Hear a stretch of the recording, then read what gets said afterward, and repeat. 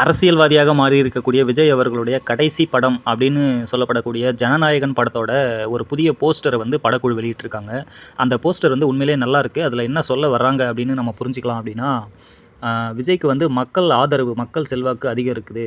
ஒரு பெரிய மக்கள் படையோட ஒரு ஒரு நல்ல தலைவர் மாதிரி வந்து விஜய் வந்து வலம் வர்றாரு அப்படின்ற மாதிரி அந்த போஸ்டர் வந்து சொல்லுது. ஓகே, சினிமாவை பொறுத்த வரைக்கும் விஜய் அவர்களுடைய எந்த ஒரு ஆக்டிவிட்டீஸும், அவருடைய நடிப்பிலிருந்து, அவருடைய வசனத்திலேருந்து, டான்ஸ்லேருந்து எல்லாமே வந்து நம்ம எல்லாருமே வந்து ஆர்ப்பரித்து கொண்டாடி இருக்கிறோம், வரவேற்றிருக்கிறோம். அதெல்லாம் வந்து மாற்றுக்கிறதே கிடையாது. எல்லாருக்குமே வந்து ஒரு பிடிச்ச ஒரு ஒரு மிகப்பெரிய ஸ்டார் தான் வந்து விஜய் அவர்கள்.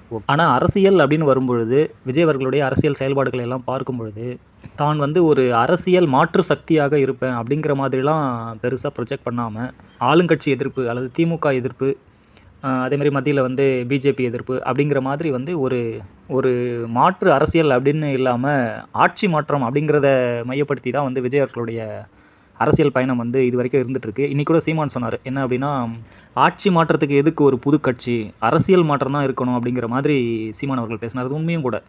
நாம் வந்து நேத்திக்கு ஒரு வீடியோ போட்டிருந்தோம். அதில் நம்ம சொல்லியிருந்தோம், கரூர் துயர சம்பவத்துக்கு அப்புறம் கிட்டத்தட்ட ஒரு 40 நாள் கழித்து விஜய் அவர்கள் வந்து பொதுக்கூட்டத்தில் பேசினார். கட்சியோட சிறப்பு பொதுக்குழு கூட்டத்தில் பேசினார். அப்போ வந்து அவர் வந்து திமுக எதிர்ப்பு அப்படிங்கிறது தான் முக்கியமாக வந்து மையப்படுத்தி பேசினார் அப்படிங்கிற மாதிரி சொல்லியிருந்தோம்.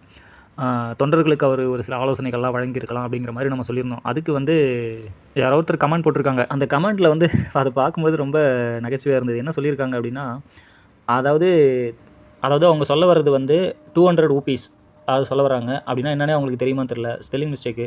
200 ரூபீஸ்னால் 200 வாங்கிட்டு சப்போர்ட் பண்ணி பேசுகிற உடன்பிறப்புகள், அதான் ஊபீஸ். ஆனால் அதுலேயும் ஸ்பெல்லிங் மிஸ்டேக்கு, ஊட்டின்னு நடிச்சிருக்காங்க. அதே மாதிரி டிஎம்கே சொம்பு அப்படின்னு சொல்கிறாங்க. அதாவது டிஎம்கேக்கு சப்போர்ட் பண்ணுறேன் நான். ஸோ டிஎம்கே சொம்பு அப்படின்னு டைப் பண்ணுறதுக்கு பதிலாக பிஎம்கே ஷாம்பூன்னு அடிச்சிருக்காங்க. அதாவது பிஎம்கேன்னு ஒரு கட்சி இருக்கிறதே அவங்களுக்கு தெரியலையா? அது என்னன்னு தெரியல. பிஎம்கேன்னு ஒரு கட்சி இருக்குது, பாட்டாளி மக்கள் கட்சி. அந்த கட்சிக்கு நம்ம எதுக்கு சொம்பு தூக்க போகிறோம்? அதுவே வந்து அப்பா மகன் பிரச்சனையில் வந்து பிரிஞ்சு கிடக்குது. பிஎம்கே ஷாம்பு அப்படின்னு வச்சுருக்காங்க. அவங்க சொல்ல வரது ஆக்சுவலாக என்னென்னா டிஎம்கே சொம்பு அப்படின்னு சொல்ல வராங்க. இப்படிலாம் வந்து உணர்ச்சி வசப்பட்டு விஜய் அவர்களுடைய கண்டிப்பாக இவர் வந்து விஜய் அவர்களுடைய தீவிர ரசிகராக இருக்க மாட்டாருன்னு நம்ம நம்புகிறோம். ஒருவேளை விஜய் அவர்களுடைய தீவிர ரசிகராக இருந்து உணர்ச்சி வசப்பட்டு இந்த மாதிரியான ஒரு கமெண்ட்டு போட்டிருந்தார் அப்படின்னா, ரொம்ப கஷ்டப்பட்டு சினிமாவிலேருந்து அரசியலுக்கு வந்து ஜெயிக்கணும், மக்களுக்கு நல்லது செய்யணும் அப்படின்னு நினச்சிக்கிட்டு இருக்கிற விஜய் அவர்களுக்காகவாவது கொஞ்சம் பொறுப்பாகவும் தெளிவாகவும் நீங்கள் சொல்ல வர விஷயத்த எந்த ஒரு தவறும் இல்லாமலும் கமெண்ட் போடுங்க சார். தேங்க்யூ.